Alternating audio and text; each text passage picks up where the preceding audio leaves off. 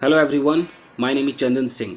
Guys, जो beginners हैं कई बार फ्रंट पेज वो नहीं पढ़ पाते हैं, तो फ्रंट पेज बिगनर्स और इंटरमीडिएट वालों के लिए लाया हूँ कि देखते हैं कितना मुश्किल होता है और इसमें क्या कुछ आपको सीखने को मिल सकता है, वो देख लेते हैं। देखिए, किसी न किसी आर्टिकल में आपको कुछ स्ट्रक्चर्स ज़रूर मिलेंगे, जैसे कि एज हमेशा मिलता ही रहता है। आजकल प्रेजेंट पार्टिसिपल आपको देखने को मिलेगा ही। अब यहाँ इसके अंदर एक और है, शेड्यूल्ड टू का इस्तेमाल किया है। वाइल तो हमेशा ही आता है, सकम टू शायद आपके लिए नया हो, एपोजिशन भी हमेशा आता है, इंक्लूडिंग और ड्यूरिंग तो आता ही रहता है, ड्यू टू भी आता है, पास्ट पार्टिसिपल फ्रेज भी काफ़ी टकराते हैं और एडजेक्टिव क्लॉज भी काफ़ी टकराते हैं। तो ये सब कुछ मैं फिर से एक्सप्लेन करूंगा और हर बार मैं एक्सप्लेन करता हूं ताकि आप बार बार पक्के होते चले जाएं। चलिए अब पढ़ना शुरू करते हैं दोस्तों। सबसे पहले हेडलाइन देखते हैं। यहाँ लिखा हुआ है कि पुलिस मैन अमॉन्ग 5 किल्ड। अब देखिए, मैं बार बार कहता हूं कि हेडलाइन मोस्टली आपको प्रेजेंट इंडेफिनिट में दिखाई देता है, ये एक उनका स्टाइल है। ज़्यादा इसमें कोई ग्रामर वगैरह ज़्यादा नहीं मिलेगा आपको, कोई इज आर एम वाज द ए एन कुछ ज़्यादा नहीं मिलता है। अगर ये थर्ड फॉर्म दिखाई दे, इसका मतलब है कि पैसिव की बात की जा रही है। तो लिखा है कि पुलिस मैन अमॉन्ग 5 किल्ड, यानी कि 5 में 5 लोग मारे गए। पहले 5 किल्ड का मतलब है कि 5 पीपल वर किल्ड, ये पूरा सेंटेंस हुआ। शॉर्ट में लिख दिया 5 किल्ड, यानी कि 5 लोग मारे गए। उन पांचों में, अमोंग है ना, उन पांचों में एक पुलिसमैन भी था। ये कहने का मतलब है कहाँ हुआ? इन दिल्ली वायलेंस। दिल्ली में जो हो रहा है वायलेंस, वो किस चीज पर है? तो ओवर लगा दियो, ओवर CAA, इसके ऊपर ये जो हिंसा हो रही है। अब आगे आर्टिकल पढ़ते हैं गाइस। देखिए, यह लिखा है कि अ police head constable and 4 protesters died. पहले तो यहीं तक देख लीजिए आप। देखिए, डाइड आपका वर्ब का सेकंड फॉर्म है, यानी कि पास्ट इंडेफिनिट हो गया। और इस डाइड से पहले जो आपको दिखाई दे रहा है, ये देख रहे हैं, अ पुलिस हेड कांस्टेबल, ये एक सब्जेक्ट है, फिर एंड से एक और सब्जेक्ट जुड़ गया, तो 2 सब्जेक्ट है और ये आपका वर्ब है। तो ये तो बिल्कुल क्लियर है कि पुलिस का हेड कांस्टेबल और जो 4 प्रोटेस्टर थे जो धरना दे रहे थे, वो मर गए, डाइड इन वायलेंस, यानी कि हिंसा में। तो इन से एक यहां पर एक जोड़ दिया है कि इन वायलेंस, हिंसा में। अब है कि दैट इरप्टेड। अब ये जो आप दैट देख रहे हैं ना, दैट से ध्यान दीजिएगा।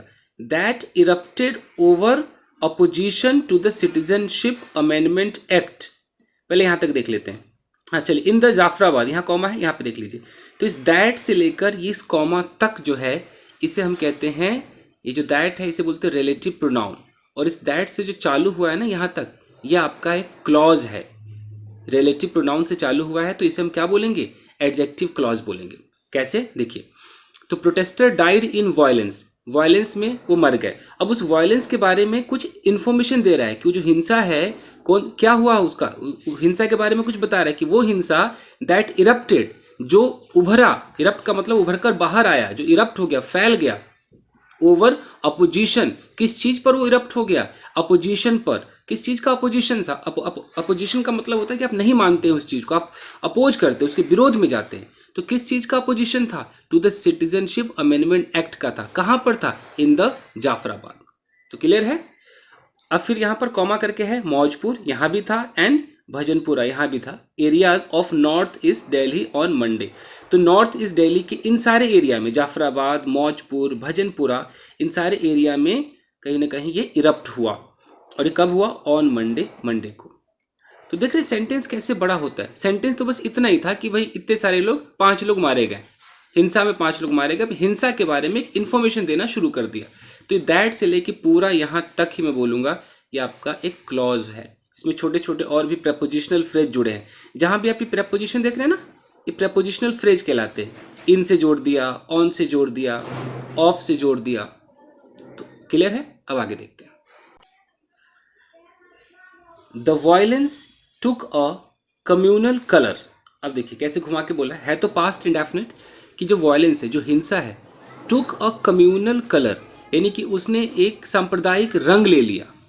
कम्युनल की एक जो जातीयता वाला होता है ना, कि ये इधर धर्म वाले अलग, उधर धर्म वाले अलग, तो ये एक रंग ले लिया। And spread to other parts. Spread का सेकेंड फॉर्म भी स्प्रेड होता है, थर्ड फॉर्म भी स्प्रेड होता है। और फैल गया to other parts of north east Delhi, north east Delhi के अलग अलग हिस्सों में फैल गया। As organised groups attacked each other. देखिए, एज का मतलब होता है जैसा कि भी होता है, एज का मतलब के रूप में भी होता है, और एज का मतलब क्योंकि भी होता है। अगर एज के बाद एक पूरा सेंटेंस हो जिसमें सब्जेक्ट हो, वर्ब हो, तो फिर ये एक कंजंक्शन का काम करता है। इसका मतलब होता है क्योंकि। तो एज ऑर्गेनाइज्ड ग्रुप्स, जितने भी ग्रुप्स ऑर्गेनाइज्ड हुए थे, अटैक्ड, ये पूरा एक सेंटेंस है ना, उन्होंने अटैक किया ईच अदर, एक दूसरे को अटैक किया, तो ये क्योंकि का काम कर रहा है। ओके। अब है कि setting shops and vehicles on fire. ये जो आप देख रहे हैं ना सेटिंग, ये जो आईएनजी देख रहे हैं, इससे बोलते हैं प्रेजेंट पार्टिसिपल। तो उन्होंने अटैक किया क्या करते हुए, setting shops and vehicles on fire. Set on fire का मतलब होता है आग लगा देना। तो दुकानों को और जो गाड़ियां थी उनमें आग लगाते हुए, इस सेटिंग से लेकर फायर तक का मतलब है कि उनमें आग लगाते हुए। तो पूरा का मतलब समझ में आ रहा है कि जो हिंसा है उसने एक कम्युनल रंग ले लिया और फैल गया। जो भी नॉर्थ ईस्ट दिल्ली का जो हिस्सा था उसमें फैल गया क्योंकि ऑर्गेनाइज ग्रुप ने अटैक किया था एक दूसरे पर गाड़ियों में आग लगाते हुए और जो शॉप्स उनमें आग लगाते हुए। क्लियर है जी। अब यहाँ हम कुछ सीख लेते हैं, जैसे कि प्रेजेंट पार्टिसिपल है, ये सीख लेते हैं, और भी देखते हैं कुछ है इसमें। गैस तो देखिए एज, सबसे पहले तो एज देख लीजिए। एज का जो सबसे पहला इस्तेमाल है उसका मतलब है कि किसी चीज के रूप में, जैसे एज अ टीचर। तो एज अ टीचर का मतलब हो गया अध्यापक के रूप में। तो आप इसे कह सकते हैं कि I am working as a teacher. तो मैं एक टीचर की तरह, टीचर के रूप में काम कर रहा हूं। तो आप ऐसे भी कह सकते हैं। इसकी हिंदी जो भी हो, कहने का मतलब कि इन चीज़ों में आप एज लगाएंगे, यानी कि आप वो हैं, उस रूप में आप कहीं पर हैं। As a teacher, as an officer, as a monitor, as a supervisor, तो आपको एज लगाना पड़ता है। फिर आप न्यूज़पेपर में आता है कि ही वॉज आइडेंटिफाइड, उसको पहचाना गया। फिर आएगा he was identified as Mukesh. तो नाम से पहले भी यहाँ लग जाता है कि उसे मुकेश के रूप में पहचाना गया। ऐसे भी हो सकता है कि he was identified as a resident of UP. उसे यूपी का निवासी, रेजिडेंट मतलब यूपी के निवासी के रूप में पहचाना गया। तो ऐसे भी हो सकता है, ये एज होता है। तो ये आपका हो गया, ये दो इस्तेमाल समझ गया। उसके बाद कहीं कहीं पर एज के बाद एक पूरा सेंटेंस होगा कि as he broke the chair.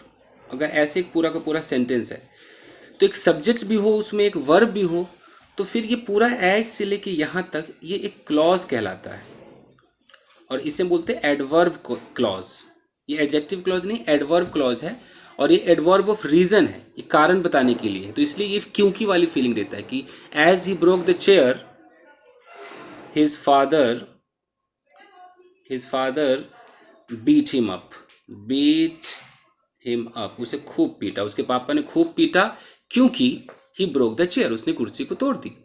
तो ये एक सेंटेंस हो गया, his father beat him up, ये एक सेंटेंस हो गया, ये पूरा एक प्रिंसिपल क्लॉज हो गया। और उसमें ये एज लगा हुआ है, as he broke the chair, ये आपका एक सबऑर्डिनेट क्लॉज हो गया जो कि काम कर रहा है एडवर्ब का, और एडवर्ब ऑफ रीजन का काम कर रहा है। रीजन बता रहा है कि पापा ने पीटा, क्यों पीटा, क्योंकि उसने कुर्सी तोड़ दी। ये तो होता है एज। अब आगे देखते हैं। अब देखिए set dash dash on fire, आपको दिखाई दे रहा है साफ साफ। Okay, set something on fire का मतलब उसमें आग लगा देना। अब इसे आप एक्टिव या पैसिव का सहारा ले सकते हैं। अगर मैं एक्टिव में बोलूँ कि ही मतलब कोई व्यक्ति है, he set a shop on fire, तो इसका मतलब है कि उसने एक दुकान को आग लगा दी। He set a shop on fire. किस आप पैसिव में भी न्यूज़पेपर में देखेंगे कि a shop was set on fire, यानी कि एक दुकान को आग लगा दी गई, shop was set on fire. तो ये भी काफ़ी यूज़ होता है सेट ऑन फायर वाला। और वैसे अगर अपने आप आग लग गई तो उसके लिए एक वर्ड होता है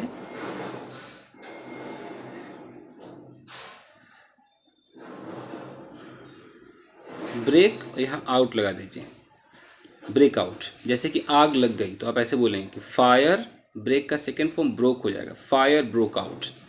fire broke out in a shop, यानी कि एक दुकान में आग लग गई, fire broke out in a shop, ऐसे भी इस्तेमाल होता है। अब आता है प्रेजेंट पार्टिसिपल।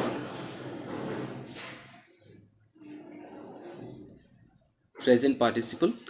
ये कैसे होता है? मान लीजिए अगर मैं बोलूँ कि a car fell into the river, एक कार भैया नदी में गिर गई, ठीक है, मान लीजिए। अब फिर मैं यहाँ पर ऐसे कॉमा लगाऊं, बोलूँ कि ब्रेकिंग द फेंस, मतलब जो रेलिंग होती है, जो फेंस है, जो एक बाउंड्री से होती है, उस तो ये इसका क्या मतलब हुआ कि ब्रेकिंग द फेंस, यानी कि उस फेंस को तोड़ती हुई, एक कार नदी में गिरी फेंस को तोड़ती हुई, ऐसे भी इस्तेमाल होता है प्रेजेंट पार्टिसिपल का। तो ऐसे जब भी आ जाए ना, जैसे वहाँ था ना कि setting the shop on fire and setting the house on fire, तो करते हुए। और ऐसे भी होता है कि he went inside opening the door, यानी कि वो अंदर गया दरवाजा खोलकर। तो खोलकर, खोलते हुए, हिंदी जो भी हो, तो ऐसे जब आपको दिखाई दे तो ये प्रेजेंट पार्टिसिपल है। एक सब्जेक्ट दो काम कर रहा है। यहाँ पर कार एक सब्जेक्ट है, कार नदी में गिर गई और कार ने ही इस फेंस को तोड़ा। तो दोनों को बोलने के लिए, और एक ही वक्त में दोनों हुआ, तोड़ा गिरा, तो फिर इसको ऐसे ही बोला जाएगा कि a car fell into the river breaking the fence. उसी तरह हम बार बार मैं एग्जांपल देता हूं कि शेर को देखकर मैं भाग गया, तो seeing the lion I ran away. देखने वाला भी मैं शेर को, भागने वाला भी मैं, एक सब्जेक्ट दो काम कर रहा है तो एक ही वक्त में। तो क्लियर है? अब आगे पढ़ते हैं, चलिए गाइस आगे देखते हैं। यह लिखा है कि tensions escalated hours before US President Donald Trump was scheduled to reach Delhi for bilateral talks as part of his first state visit to India। यहाँ पे फुल स्टॉप है। अब सेंटेंस बड़ा है तो कैसे समझेंगे? तो पहले छोटे छोटे टुकड़े करते। टेंशंस एस्केलेटेड, यानी कि टेंशन जो है वो बढ़ गया। एस्केलेट का मतलब होता है बढ़ जाना। चलो ये तो आपका हो गया past indefinite. Tensions escalated, tension भैया बढ़ गया। आवर्स बिफोर, यानी कि घंटों पहले। किसकी घंटों पहले? US president Donald Trump was scheduled, कि यूएस के जो प्रेसिडेंट डोनाल्ड ट्रंप है उनको वॉज शेड्यूल्ड, शेड्यूल का मतलब है कि तय था, तो उनका तय था टू रीच दिल्ली, उनको दिल्ली पहुंचना तय था, शेड्यूल बन चुका था। किस लिए? तो फिर फॉर से जोड़ दिया, फॉर बायलेटरल टॉक्स, कि दो पार्टियों में बात हो। किस रूप में? तो as part of his first state visit to India, उनका जो एक पहला जो स्टेट विजिट था इंडिया में, उस रूप में उनको दिल्ली आना था, वो तय था, बायलेटरल टॉक होना था। तो इन सब के होने के घंटों पहले टेंशन बढ़ गया, ये कहना चाह रहा है। ऐसे सेंटेंसेस जुड़ते हैं। अब देखिए यहाँ तक हो गया। फिर है कि while mister Trump will stay in central Delhi. जब भी वाइल से सेंटेंस शुरू होता है, बार बार कहता हूँ कि दो इस्तेमाल वाइल के खूब चलते हैं। एक तो आईएनजी वाला चलता है, अभी मैं सिखा भी दूंगा, बार बार सिखाता हूँ। एक चलता है कि वाइल के बाद एक पूरा सेंटेंस होगा, एक कॉमा होगा, फिर दूसरा सेंटेंस होगा। इस वाइल का मतलब है जबकि। तो while mister Trump will stay, पूरा सेंटेंस है ना, कि जबकि मिस्टर ट्रम्प विल स्टे, वो रुकेंगे in central Delhi, central Delhi में रुकेंगे। फिर कॉमा का मतलब यहाँ एक्चुअली दिल्ली के बारे में कुछ और भी कह रहा है। More than 20 kilometre from the violence, कि जहाँ पर वायलेंस है, जहाँ पर हिंसा है, उससे 20 किलोमीटर की दूरी पर। तो वाइल वाले को ये कॉमा मत समझिए, ये तो बस दिल्ली के बारे में बता रहा है, ये इसका कॉमा है, ये ही, कि while mister Trump will stay in central Delhi, चूंकि वो दिल्ली में रुकेंगे, जबकि वो दिल्ली में रुकेंगे। फिर इसको, ये इस कॉमा को मानिए दूसरा सेंटेंस के लिए, तो इस कॉमा को हम लेकिन भी कह सकते हैं, फिर भी कह सकते हैं। लेकिन he is scheduled to travel to Rashtrapati Bhavan and Rajghat in old Delhi, रुकेंगे सेंट्रल दिल्ली में, लेकिन उनका जो शेड्यूल बन चुका है वो कहाँ ट्रैवल करने का बना है? राष्ट्रपति भवन और राजघाट, जो कि ओल्ड दिल्ली में है, वहाँ ट्रैवल करने का शेड्यूल बन चुका है। तो ये वाइल समझ में आया ना? वाइल से एक सेंटेंस होगा, फिर एक कॉमा, फिर एक दूसरा सेंटेंस होगा जो थोड़ा अंतर दिखाएगा, और ये आपको मिलेगा ही मिलेगा, आप बस प्रैक्टिस कीजिए। अब देखिए आगे आगे देखते हैं। ये लिखा है कि हेड कांस्टेबल रतन लाल, फिर यहाँ पर कॉमा है 42, इसे बोलते हैं अपोजिशन। तो हेड कांस्टेबल जो कि 42 साल के थे, सकम्ड टू हेड इंजरीज, सकम के बाद अगर यहाँ कुछ आ जाए, इंजरीज, कार्डियक अरेस्ट, इसका मतलब है कि सामने वाला मर गया, खत्म हो गया, जिंदा नहीं है। तो सकम टू हेड इंजरीज का मतलब है कि सर में चोट लगी, उसके कारण वो सकम हो गया, यानी कि वो दम तोड़ दिया, नहीं रहा, अब अधीन हो गया उस इंजरी के, मर गया। आफ्टर बीइंग हिट, बी मतलब होना, तो बीइंग हिट का मतलब हिट होने के बाद, बाय अ स्टोन, एक स्टोन के द्वारा, इन गोकुलपुरी, गोकुलपुरी में एक स्टोन के द्वारा हिट होने के बाद वो भैया नहीं रहे। He had been trying to control the situation. अब he had been trying, past perfect continuous, क्यों कर रहे थे, to trying to control the situation, situation को कंट्रोल करने की कोशिश कर रहे थे, along with his contingent, contingent का मतलब होता है छोटी सी सैन्य टुकड़ी जो होती है, अपने कुछ ऑफिसर्स को लेकर के, कुछ टुकड़ी को लेकर कर रहे थे। व्हेन ही वाज हिट, जब उनको हिट किया गया, ही वाज हिट, ये आपका पास्ट इंडेफिनिट का पैसिव है, उन्हें हिट किया गया। डीसीपी, फिर कॉमा है, शहादरा, यानी कि शहादरा के DCP Amit Sharma was among the 11 police personal injured. तो वो भी डीसीपी जो कि शहादरा के हैं, अमित शर्मा, वो थे 11 पुलिस वालों में जो कि इंजर्ड हो गए, घायल हो गए। DCP Sharma comma ACP Gokulpuri के Anuj and head constable Chhatarpal also suffered injuries, इनको भी इंजरीज लगी। सफर्ड इंजरी का मतलब इन्होंने भी इंजरी को सफर किया। एंड वर हॉस्पिटलाइज्ड, और इसका मतलब है कि उन्हें हॉस्पिटलाइज कर दिया गया। ये वर इसलिए लगा है क्योंकि पास्ट इंडेफिनिट का पैसिव दिखाना था, तो वाज वर दिखाएंगे, उसके बाद वर्ब की थर्ड फॉर्म दिखाएंगे। तो यहाँ सिर्फ वर्ब दिखाया गया है, दोबारा मतलब इनका जो सब्जेक्ट है वो पहले ही मेंशन हो चुका है। तो हॉस्पिटलाइज कर दिया गया। Additional medical superintendent Guru Tegh Bahadur hospital doctor Rajesh Kalra said, ऐसा जो गुरु तेग बहादुर हैं उनके जो सुप्रिटेंडेंट हैं, उन्होंने, जो इनका नाम है डॉक्टर राजेश कालरा, उन्होंने कहा 5 पर्सन्स इंक्लूडिंग हेड कांस्टेबल रतन लाल डाइड, 5 लोग मर गए जिनमें हेड कांस्टेबल रतन लाल भी हैं, इंक्लूडिंग का मतलब में शामिल है, ड्यूरिंग द वायलेंस, उस हिंसा के दौरान मर गए। अब इन सब में क्या क्या सिखाने को है मैं आपको सिखाता हूँ गाइस। चलिए सबसे पहले तो सीखते हैं शेड्यूल्ड टू, कि आप स्पोकन इंग्लिश में भी इसका इस्तेमाल कर सकते हैं। शेड्यूल्ड टू, सिलेक्टेड टू, कई इस्तेमाल होते हैं। तो शेड्यूल्ड टू का मतलब है कि कोई काम पहले से शेड्यूल्ड में था कि भाई ऐसा होना है तो होना है। तो आप ऐसे बोल सकते हैं कि ही वॉज या शी वॉज शेड्यूल्ड टू, इतना बोलने के बाद उसके बाद आप लगाइए वर्ब की first form, he was scheduled to, मान लो he was scheduled to go to Delhi.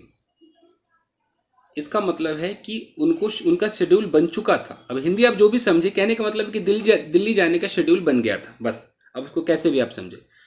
अगर बना हुआ प्रेजेंट में दिखाना है तो ही इज कर दीजिए, he is scheduled to go to Delhi, उनका दिल्ली जाने का भैया एक शेड्यूल है। तो इसका इस्तेमाल होता है, छोटा सा है, कैसे भी इस्तेमाल कर सकते हैं कि he was scheduled to go there, he was scheduled to do this, he was scheduled to meet someone, ऐसे करके आप बोल सकते हैं। ये तो शेड्यूल्ड टू हो गया। इसके बाद सकम टू, सकम टू,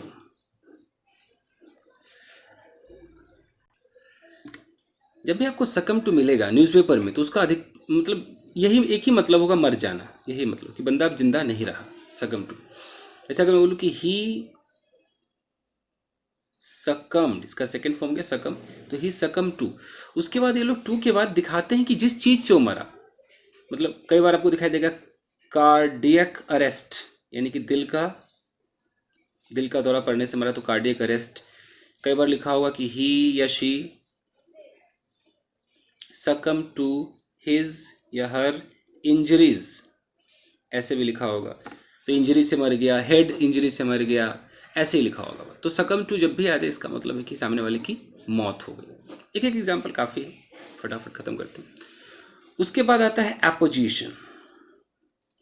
एपोजिशन, एपोजिशन एक कॉमा होगा, उसके बाद कुछ नाउन, कोई फ्रेज होगा। कैसे, जैसे मैं एग्जाम्पल देता हूँ। अगर मैं यहाँ पर बोलता हूँ Sachin Tendulkar was saying something, अब इसका क्या मतलब है कि सचिन तेंदुलकर कुछ कह रहे थे, ये हो गया, ठीक है जी। अब मैं यहाँ पर सचिन तेंदुलकर में एक कॉमा यहाँ पर ऐसे लगा दूँ और यहाँ पर लिखूँ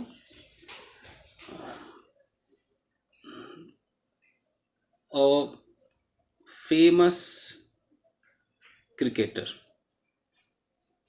बस इतना कर दूँ, सचिन तेंदुलकर कॉमा और famous cricketer was saying something. अब इसका क्या मतलब हो गया कि इस कॉमा के बाद ये जो मैंने ये बोला ना अ फेमस क्रिकेटर, ये एक फ्रेज है, इसे हम बोलेंगे नाउन फ्रेज।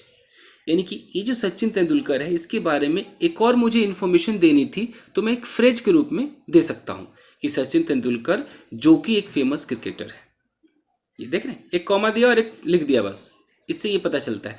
तो ये ग्रामर में एक फ़ायदा है कि आप कॉमा दीजिए कर दीजिए, उम्र बतानी हो, कुछ और बताना हो, जैसे मैं बोल दूं कि भाई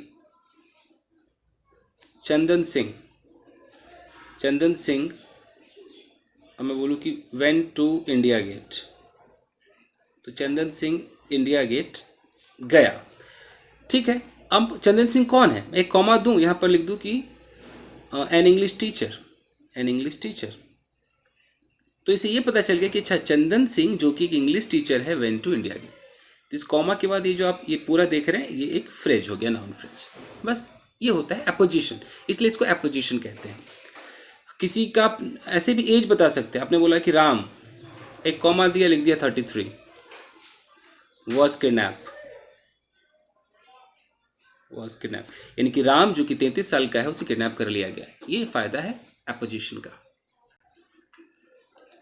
अब आता है इंक्लूडिंग, ये जो बिगनर्स है उनके लिए, मैं ये हर न्यूज़पेपर में जब भी आता है मैं समझाता हूँ। देख लीजिए, इंक्लूडिंग का हिंदी है कि को लेकर, को मिलाकर, हिंदी पे ना जाए, जो भी हिंदी हो, कहने का मतलब क्या है देख लीजिए। अगर मैं कहता हूँ कि 5 people were killed, 5 लोग मारे गए, क्लियर है जी। अब मैं इसी में बोलूँ कि 5 people, अब ये 5 ही लोग हैं, अब मुझे इन 5 लोगों में दिखाना है कि उसमें 2 बच्चे भी थे, तो 5 people, यहाँ एक कॉमा दीजिए, यहाँ पर लिख दीजिए इंक्लूडिंग, इंक्लूडिंग 2 किड्स कर दीजिए या माइनर्स कर दीजिए, यहाँ कॉमा दीजिए, तो 5 people including 2 kids were killed. अभी भी 5 ही लोग मारे गए हैं, देख रहे हैं, 5 people वर किल्ड, लेकिन इस कॉमा से इस कॉमा तक ये जो फ्रेज आप देख रहे हैं ना, इंक्लूडिंग 2 kids, ये इसको कहते हैं कि इन 5 में अगर हाईलाइट करना है तो आप इस इंक्लूडिंग का सहारा लीजिए और हाईलाइट कर दीजिए। रहेंगी क्वांटिटी, मतलब वही रहेगी, नंबर वही रहेगी, क्वांटिटी कह रहा हूँ, नंबर वही रहेगा कि कितने लोग हैं, और उनमें किसी किसी को खास हाईलाइट करना है तो आप इंक्लूडिंग लगाइए और दिखा दीजिए, including a lady, including a minister. अब एक है आपका वाइल, तो अभी जो न्यूज़पेपर में जो इस्तेमाल है वाइल का, जो अभी आपने देखा है, उसमें क्या है कि वाइल है, उसके बाद एक पूरा एक सेंटेंस है, एक सब्जेक्ट वर्ब ऑब्जेक्ट वाला सेंटेंस है, फिर एक कॉमा है, उसके बाद फिर एक सेंटेंस है। इस तरह से अगर आपको वाइल दिखाई दे तो इस वाइल का मतलब हिंदी में कह लीजिए जबकि, हालांकि, मतलब कि यहाँ पर कुछ और बात होगी, और ये जो कॉमा है इसको हम लेकिन या फिर भी का सहारा, मतलब इसको नाम दे सकते हैं, और फिर एक कुछ और बात होगी, दोनों बात जो है एक दूसरे से अलग होगा, इसलिए इसको कॉन्ट्रास्ट कहते हैं। कैसे, मैं बोलूँ कि वाइल ही इज 12th पास, और एक कॉमा दिया, फिर यहाँ लिख दिया his wife is graduate, graduate. तो इसका क्या मतलब है कि जबकि वह 12वीं पास है, फिर भी, लेकिन, अब इस कॉमा को आप 2 नाम से देख सकते हैं कि लेकिन हिज वाइफ इज ग्रेजुएट, उसकी जो वाइफ है वो ग्रेजुएट, ऐसे न्यूज़पेपर वाले इस्तेमाल करते हैं। हालांकि जबकि ऐसे होगा कि वो ठहरे हैं सेंट्रल दिल्ली में लेकिन उनको जाना है ओल्ड दिल्ली, ऐसे, ये हो गया। और दूसरा जो इस्तेमाल है वो तो आपको पता ही है, वाइल के बाद वर्ब में आपको आईएनजी दिखाई देगा, इसका मतलब कुछ भी करते समय, जैसे कि नाचते समय वाइल डांसिंग, खाते समय वाइल ईटिंग। उसके बाद आप सेंटेंस बोल दीजिए कि खाते समय तुम्हें टीवी नहीं देखना चाहिए, while eating you should not watch TV. तो न्यूज़पेपर जिसको भी पढ़ना, जिसको सीखना है, उसे छोटे छोटे आइटम्स आने बहुत ज़रूरी है भैया, नहीं तो बस खाली टेंस से नहीं होगा। होगा बट ये सब भी चाहिए। आगे देखते हैं, चलेगा, इस खत्म करते हैं फटाफट। यहाँ पर लिखा है कि ही एडेड का मतलब उसने एक और बात रखी, एक और बात जोड़ी, पास्ट इंडेफिनिट है, that over 50% had sustained injuries, कि 50 से ज़्यादा लोग हैड सस्टेन्ड, उनको इंजरी हो चुकी थी, had sustained injuries which were due to stone throwing and firing. अब यहाँ विच क्या है, ये आपका है रिलेटिव प्रोनाउन, और विच से यहाँ तक जो आप सेंटेंस देख रहे हैं इसे हम क्लॉज कहते हैं, इसे बोलते हैं एडजेक्टिव क्लॉज। ये इंजरीज के बारे में बता रहा है कि इंजरी हुई, विच वाज, जो हुआ, ड्यू टू किसके कारण, ड्यू टू स्टोन थ्रोइंग, पत्थर फेंकने और आग लगाने के कारण हुआ। तो विच वर जो थे, या इंजरीज के बारे में ना विच और वर क्यों, क्योंकि इंजरीज लिखा हुआ है, तो which were due to stone throwing and firing. अब आगे देखते हैं, सेवरल मेंबर्स आइडेंटिफाइड एज, देखिए आइडेंटिफाइड के बाद भी एज का इस्तेमाल होता है, कि बहुत सारे लोग आइडेंटिफाइड, उनको पहचाना गया as belonging to the minority, क्यों माइनॉरिटी से बिलोंग करते हैं, माइनॉरिटी कम्युनिटी से। तो अच्छा, ये सेंटेंस को पूरा देखिए, were thrashed by a mob in the area, इतना बड़ा सेंटेंस आप देखिए, है पैसिव बट सेंटेंस कैसे बड़ा हुआ है, several members identified as belonging to the minority community were, तो इस वर से पहले जो होगा वही होगा ना सब्जेक्ट। पैसिव के अंदर ये हेल्पिंग वर्ब से पहले होता ऑब्जेक्ट है, बट होता सब्जेक्ट की जगह है ना, डूअर नहीं होता, रिसीवर होता है। तो ये जो रिसीवर है कितना बड़ा है, तो इसमें कैसे कैसे सेंटेंस बड़ा हुआ, सेवरल मेंबर्स यानी कि बहुत सारे लोग, ये देख रहे हैं ना, आइडेंटिफाइड एज, तो ये identified as belonging to the minority community, इस आइडेंटिफाइड से लेकर इस कम्युनिटी तक, इसको बोलते हैं पास्ट पार्टिसिपल फ्रेज। अगर मैं इसको पूरा आपको बताऊं तोड़कर, कि बहुत सारे लोग जिनको पहचाना गया, यहां होना चाहिए था हु वर आइडेंटिफाइड, तो अगर मैं यहां हु वर लगा देता तो ये बन जाता आपका क्लॉज। तो कई बार क्लॉज को रिड्यूस कर देते हैं तो फ्रेज में तब्दील कर देते हैं, ये आगे आप सीखेंगे। तो कई लोग जिनको पहचाना गया किस रूप में, कि वो बिलोंग करते थे माइनॉरिटी कम्युनिटी से, तो उन लोगों को वर थ्रैश्ड, उनको पीटा गया, थ्रैश मतलब पीटना, बाय अ मॉब, एक भीड़ के द्वारा, इन द एरिया में, according to eye witness accounts. अब ये कैसे पता चला, अकॉर्डिंग टू के अनुसार, आई विटनेस जो वहां का गवाह था जिसने सब कुछ देखा, उसके अकाउंट्स, अकाउंट्स का मतलब वैसे तो होता है लेखा जोखा, यहाँ अकाउंट्स का मतलब कि जो उसने देखा, जो उसने वर्णन किया उसके अनुसार, उसके लेखा जोखा के अनुसार।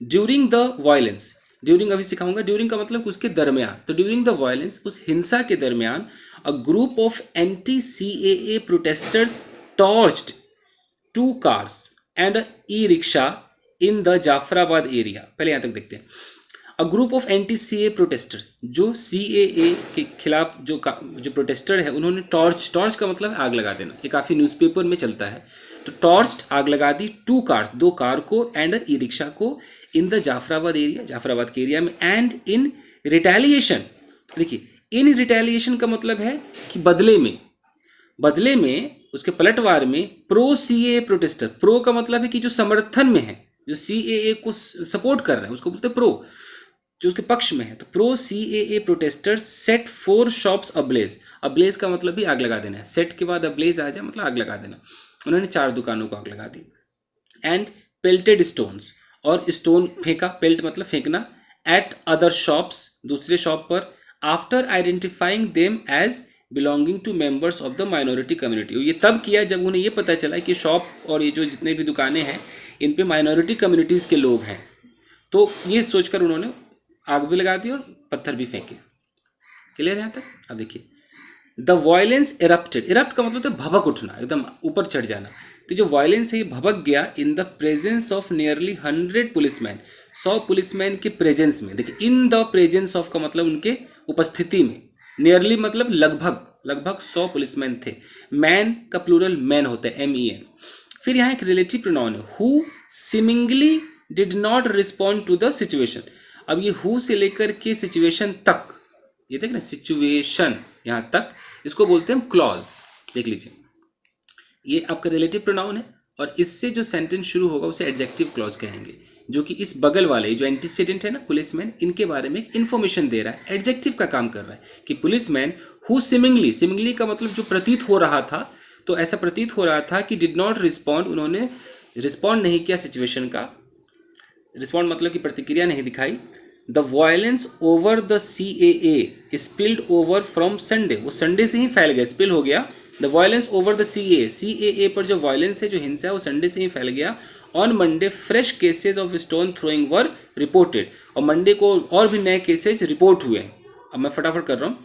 फ्रॉम नियर द बाबर, क्या है ये, बाबरपुर मौजपुर मेट्रो स्टेशन, इनके पास ये हुआ।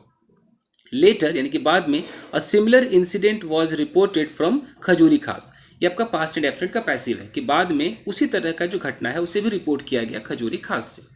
अब आगे देखते हैं। A senior police officer said, एक सीनियर पुलिस वाले ने कहा, पास्ट इंडेफिनिट है, इन द इवनिंग, शाम को, that a man who was seen firing during the violence in the Jafrabad area, देखिए a man, that a man, अब मैन के बाद ये जो हु देख रहे हैं ना, हु से ये जाफराबाद एरिया तक जो आप देख रहे हैं, इसे हम कहते हैं एडजेक्टिव क्लॉज। ये इस मैन के बारे में बता रहे हैं कि एक आदमी जो, जिसको देखा गया, हु वाज सीन, जिसको देखा गया फायरिंग, फायर करता हुआ, ड्यूरिंग द वायलेंस, उस हिंसा के दौरान, कहाँ पर, इन द जाफराबाद एरिया, इस जाफराबाद एरिया में देखा गया, हैड बीन आइडेंटिफाइड, उसे पहचान लिया गया था एज शाहरुख खान, वो शाहरुख खान के नाम से उसे पहचाना गया, एंड डिटेन्ड, और हिरासत में ले लिया गया। तो आपको एडजेक्टिव क्लॉज भी आना जरूरी है, अभी मैं सिखा दूंगा, पहले खत्म कर दो। The police also recovered a pistol from him, police ने एक पिस्टल भी रिकवर किया, बरामद किया उससे। The police fired tear gas shells, वही बात है कि पुलिस ने टीयर गैस, आंसू के जो गोले हैं, शेल्स है, वो चलाए, क्या करने के लिए, ये टू के बाद वर्ब की फर्स्ट फॉर्म देख रहे हैं, इसे हम कहते हैं इन्फिनेटिव, ये प्रेपोजिशन नहीं है। टू के बाद अगर यहाँ नाउन होता तो ये टू प्रेपोजिशन होता, लेकिन ये तो वर्ब है, ये इन्फिनेटिव है, और ये पर्पस को दिखाता है कि आंसू गैस के गोले छोड़े, क्यों, to disperse the protesters, protesters को छितर बितर करने के लिए, उनको वहाँ से हटाने के लिए। And also appealed to residents, और वहाँ के जो निवासी उनसे अपील किया, टू मेंटेन पीस, की शांति बनाए रखे, एंड हारमोनी, वही हारमोनी का मतलब है मेल मिलाप बनाए रखें। स्टोन थ्रोइंग कंटिन्यूड, पत्थर फेंकना चलता रहा, till late in the evening, शाम को, लेट शाम तक चलता रहा, इन द खजूरी खास एरिया, इस एरिया में, देख रहे हैं। अब कुछ चीज़ें सिखाता हूँ फटाफट, फिर खत्म करते हैं। वीडियो बड़ी हो जाती है, अगर आप ये पूरा देख रहे हैं तो सैल्यूट है आपको, अगर आपको सीखना है तो देखना तो पड़ेगा बॉस। चलिए अब कुछ सीखते हैं। पहले तो एडजेक्टिव क्लॉज देख लीजिए, आजकल तो रोज ही टकरा रहे हैं, मैं रोज ही सिखा रहा हूँ। एडजेक्टिव क्लॉज फटाफट करते हैं। आपको ज़्यादातर हु वाला दिखाई देगा, या हो सकता है विच वाला दिखाई दे, ये कहलाते हैं ये रिलेटिव प्रोनाउन, रिलेटिव प्रोनाउन। इनसे एक सेंटेंस शुरू होता है, जैसे मैं बोलूँ कि हु वॉज सीन फायरिंग, तो हु वॉज सीन फायरिंग, या अगर यहाँ क्वेश्चन मार्क नहीं है, फुल स्टॉप है, इसका मतलब यहाँ ये कौन का काम नहीं कर रहा है, यहाँ हु का मतलब है कि जिसको देखा गया, ये पैसिव है ना, हु वॉज सीन फायरिंग, जिसको फायर करता वो देखा गया। चलो मैं एक्टिव में कर दूँ कि हु वॉज फायरिंग, ये एक्टिव हो गया, जो फायर कर रहा था, ये नहीं कि कौन फायर कर रहा था। अगर मैं यहाँ क्वेश्चन मार्क लगा दूं तो ये हु जो है ये कौन का काम करेगा, लेकिन अगर मैं यहाँ क्वेश्चन मार्क नहीं लगाऊं तो ये हु यहाँ पर जो का काम करेगा, कि हु वॉज फायरिंग। तो इस हु से लेकर फायरिंग तक जो आप वाक्य देख रहे हैं, सेंटेंस देख रहे हैं, इस सेंटेंस को हम कहते हैं क्लॉज। और ये क्लॉज इधर वाला, इस बगल वाले के बारे में कुछ कह रहा होता है, तो इसलिए इसको एडजेक्टिव कह देते हैं। तो पूरा हो गया आपका एडजेक्टिव क्लॉज, और सिर्फ इस हु को कहते हैं रिलेटिव प्रोनाउन। अब मैं एक सेंटेंस बोलता हूँ कि अ मैन, और फिर यहाँ पर लिख दूँ कि who was firing was arrested. तो कहने का मतलब तो ये है कि अ मैन वॉज अरेस्टेड, एक आदमी को गिरफ्तार कर लिया गया। कौन सा आदमी? Who was firing. तो हु वॉज फायरिंग क्या कर रहा है? इस मैन के बारे में कुछ कह तो रहा है कि वो आदमी जो कि फायर कर रहा था, गोलियां चला रहा था, उसको अरेस्ट कर लिया गया। ये होता है आपका एडजेक्टिव क्लॉज। फटाफट करते हैं, एक एक एग्जाम्पल काफ़ी है। अगला आता है आपका past participle phrase. Past participle phrase ये वर्ब की थर्ड फॉर्म में होगा। कैसे? देख लीजिए। मैं बोलूँ कि अ बॉय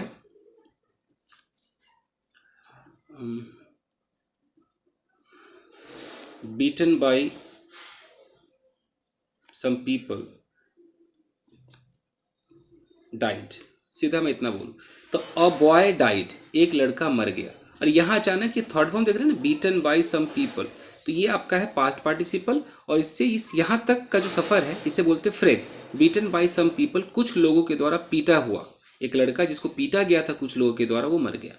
तो अगर यहाँ पर कोई रिलेटिव प्रोनाउन लगाया जाता तो क्लॉज बनता, नहीं लगाया तो ये फ्रेज बन गया। ये भी एडजेक्टिव का ही काम करता है, इसलिए इसको हम एडजेक्टिव फ्रेज कहते हैं। वो एडजेक्टिव क्लॉज था, जैसे कि a book written by Ram has been sold।